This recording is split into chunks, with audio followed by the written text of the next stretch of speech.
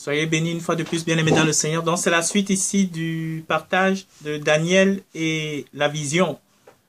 Donc, tantôt, on était en train d'aspirer dans le couloir et ça faisait vraiment du bruit. Donc, j'avais peur qu'on ne s'entende pas. Donc, j'ai dû interrompre le partage.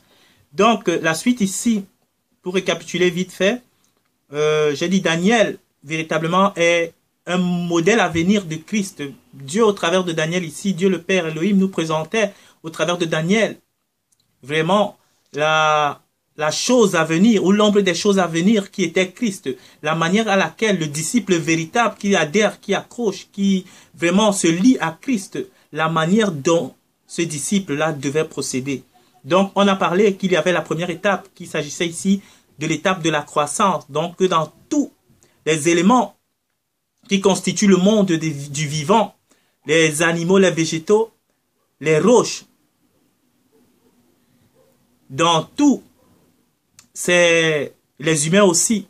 Donc, dans tous ces constituantes-là, on observait ce qu'on appelle une croissance. Et quand il n'y avait pas de croissance, bien aimé dans le Seigneur, ça veut dire qu'il y avait un problème. Donc, on a vu ici, au verset 20, la Bible nous parlait que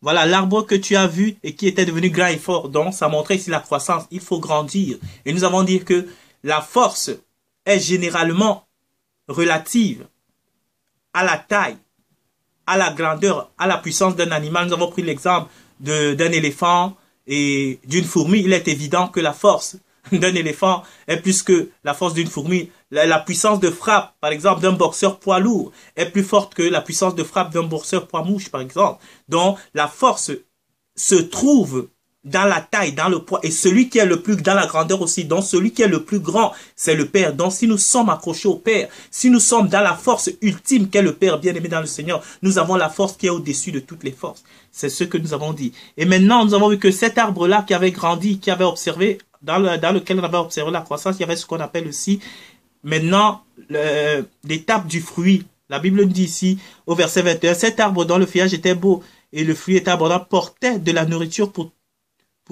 tous, sous lequel s'abritaient des bêtes des champs et parmi lesquels les animaux du ciel venaient faire leur demeure. Donc, l'arbre, une fois qu'on a observé la maturation, la croissance, bien aimé dans le Seigneur, non, on observe la croissance, on observe ce qu'on appelle la maturation, et la maturation produit du fruit. Donc, après l'étape de la croissance, il y a l'étape de la production du fruit. Nous avons vu ça aussi dans la vie de Christ.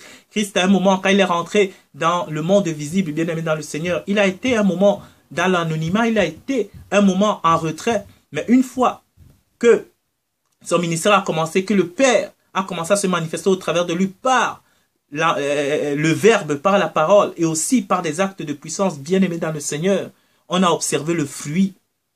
On a observé le fruit de ce que le Père s'est construit, s'est bâti dans le Messie Yeshua. Et ici, Daniel, il était en train d'expliquer cela au roi Nebuchadnezzar, qui avait vu ça en songe. Donc, après maintenant l'étape du fruit, on voit que les oiseaux du ciel et les animaux des champs viennent s'abriter sur cet arbre, sous cet arbre-là qui a produit du fruit. Bien aimé, une fois que vous devenez un véhicule pour le Père, une fois que vous devenez une monture par lequel le Père passe pour se faire connaître, bien aimé dans le Seigneur, il y a un grand nombre de personnes qui s'ajoutent, un grand nombre de personnes qui suivent. C'est ainsi, bien aimé dans le Seigneur, c'est indéniable. Une fois que le Père se manifeste au travers de vous, il est impossible que les hommes ne le voient pas. Il est impossible que les hommes ne glorifient pas le Père au travers de ce qu'il fait dans votre vie. C'est ainsi, bien aimé dans le Seigneur. Donc maintenant, l'étape qui est à suivre ici, je vais aller très vite parce qu'il ne me reste pas beaucoup sur ma carte mémoire, il ne reste pas beaucoup de temps. Donc on va aller au verset 23. Au verset 22 déjà. C'est toi, ô roi, qui es devenu grand et fort, dont la grandeur s'est accrue et s'est élevé jusqu'aux cieux, et dont la domination s'étend jusqu'aux extrémités de la terre. Le roi a vu l'un de ceux qui veillent et qui sont saints descendre des cieux et dire, abattez l'arbre, détruisez-le, mais laissez-le en terre. Le tronc où se trouvent ses racines, liez-le avec des chaînes de fer d'airain parmi l'herbe des champs, qu'il soit trempé dans de la rosée du ciel et que son partage soit avec les bêtes des champs jusqu'à ce que 7 ans soient passés sur lui. Voici l'explication du décret du Très-Haut qui s'accomplira sur mon Seigneur le roi. On te chassera du milieu des hommes. Tu auras ta demeure pour bête. Tu auras ta demeure avec les bêtes des champs. Et l'on te donnera comme au bœuf de l'herbe à manger. Tu seras trempé dans la rosée du ciel. Et 7 ans passeront sur toi jusqu'à ce que tu saches que le Très-Haut domine sur le règne des hommes et qu'il le donne à qui il lui plaît. L'ordre de laisser le tronc où se trouvent les racines de l'arbre signifie que ton royaume te restera quand tu reconnaîtras que celui qui domine est le Seigneur des cieux. C'est pourquoi, ô roi, puisse mon conseil te plaire, mets un terme à tes péchés en pratiquant la justice, tes iniquités, en usant la compassion envers les malheureux, et ton bonheur pourra se prolonger. Donc, bien aimé dans le Seigneur, ici, après cette maturation, on observe ici, c'est la suite de la vision que Nebuchadnezzar avait vue et qui avait été interprétée par Daniel. Bien aimé dans le Seigneur, on voit qu'il y a un moment ici que le Père a dit qu'on abatte l'arbre, qu'on laisse les racines plantées dans le sol. Et quand Daniel interprète ici, bien aimé, la chose que je veux vraiment retirer ici, c'est vraiment pas toute la plénitude de la révélation, bien aimé, de ce songe-ci, mais j'ai vraiment des points que j'ai voulu ressortir ici, bien aimé dans le Seigneur. Il y a un point ici qui m'a été donné de comprendre, c'est celui que, bien aimé dans le Seigneur, même si on atteint tout, parce que on nous a prêché à un moment donné qu'on ne pouvait pas sortir de son espérance, même si on faisait toutes les bêtises du monde. On nous a prêché vraiment comment on appelle ça, le salut définitif. Bien aimé dans le Seigneur, on se rend compte ici que c'est celui, la Bible dit même, c'était parce qu'on était naïf à un moment donné, bien aimé. La Bible dit que c'est celui qui demeure ferme jusqu'à la fin qui sera sauvé. Ici, la Bible dit clairement que jusqu'à ce qu'à un moment donné, on va retrancher cela à Nebuchadnezzar. C'était vraiment l'ombre des choses à venir. C'était vraiment pour montrer que si on est dans le Père et qu'à un moment donné,